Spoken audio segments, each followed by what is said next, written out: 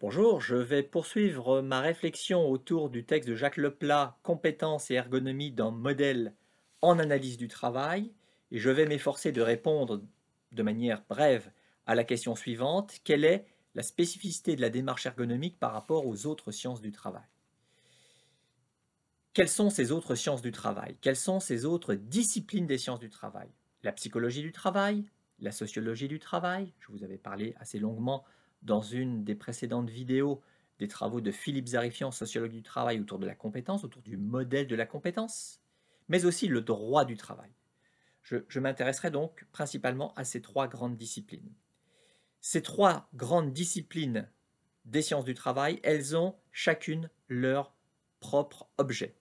La psychologie du travail traditionnelle, elle s'intéresse, je dirais, avant tout aux conditions internes du travail, aux conditions internes du travail. C'est-à-dire, elle va s'intéresser au sujet au travail, c'est-à-dire au travailleur, à sa psychologie, à ses caractéristiques propres, en termes par exemple d'aptitude, en termes de motivation. Elle va s'intéresser aussi aux représentations mentales au travail. Elle va s'intéresser également aux émotions, aux affects, euh, au potentiel de chaque travailleur, par exemple, et aussi, bien évidemment, aux compétences. L'idée étant de faire aussi évoluer les personnes au travail. La sociologie du travail, elle, s'intéresse avant tout aux rapports sociaux qui se nouent dans le travail, c'est-à-dire aux rapports sociaux au travail.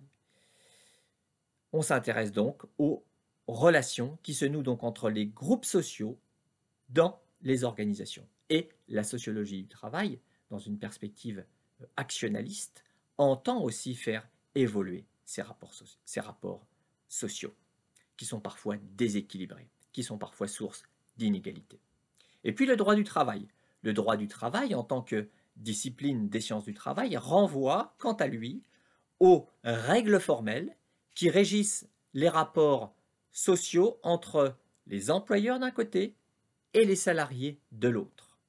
Ces règles, elles définissent le cadre dans lequel ces rapports sociaux vont se dérouler. Et donc à partir du droit du travail, on peut aussi essayer de réfléchir à l'évolution de ces règles.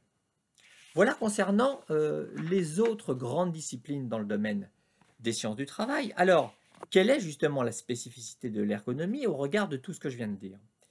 L'ergonomie, elle, en tant que discipline, elle renvoie avant tout à l'étude et à l'analyse des conditions externes du travail, des conditions externes du travail, c'est-à-dire à la tâche et à l'activité. La tâche et l'activité, ce sont deux concepts clés en ergonomie.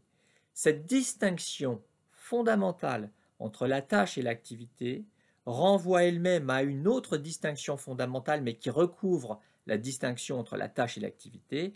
Il s'agit de la distinction entre le travail prescrit d'un côté et le travail réel ou le travail effectif de l'autre. Le travail prescrit renvoie donc plutôt au concept de tâche. Le travail prescrit, il est défini par l'organisation et il renvoie à l'ensemble des prescriptions organisationnelles qui visent à encadrer le travail. Dans une organisation scientifique du travail, dans une organisation à la Taylor, par exemple, c'est le bureau des méthodes qui va se charger de définir les prescriptions organisationnelles. Il va donc s'agir des règles, des procédures, des modes opératoires, des checklists qui permettent d'encadrer le travail. Ce sont autant de prescriptions qui pèsent sur les travailleurs, qui les contraignent. Tandis que le travail réel ou le travail effectif renvoie, je cite Leplat, à ce qui est mis en jeu effectivement par le travailleur dans l'activité réelle, dans l'activité. Donc ce concept de travail réel renvoie lui au concept d'activité. Donc à la compétence réelle, nous dit Leplat. Et donc, pour en revenir aux compétences, les compétences qui sont réellement mobilisées par les travailleurs ne peuvent donc être appréhendées qu'à partir de l'activité, c'est-à-dire qu'à partir du travail réel. Elles sont en quelque sorte inférées de l'activité, inférées du travail réel. Mais elles sont toujours évidemment en rapport avec la tâche ou avec un ensemble de tâches. Je vous rappelle que la tâche renvoie à un but, renvoie à un objectif à atteindre et donc renvoie aux prescriptions organisationnelles. Et donc, les ergonomes, vous voyez, eux s'intéressent avant tout au déroulement de l'activité et à ses conditions d'exercice, tout en sachant que le déroulement de l'activité renvoie à la tâche et au travail prescrit. Voilà, ça c'est l'objet vraiment propre de l'ergonomie. Quand les ergonomes interviennent par ailleurs dans des entreprises, dans des organisations, leur ambition, leur projet, c'est à la fois d'améliorer le bien-être au travail et la performance de l'entreprise. Transformer le travail tel qu'il se fait, voilà l'ambition en termes d'action des ergonomes quand ils interviennent dans des organisations. Voilà donc l'objet propre de l'ergonomie par rapport aux autres sciences du travail. Dans ma prochaine vidéo, je vous parlerai de l'autre texte que je vous avais distribué, le texte de Pastré, Travail et compétences, un point de vue de didacticien. Au revoir.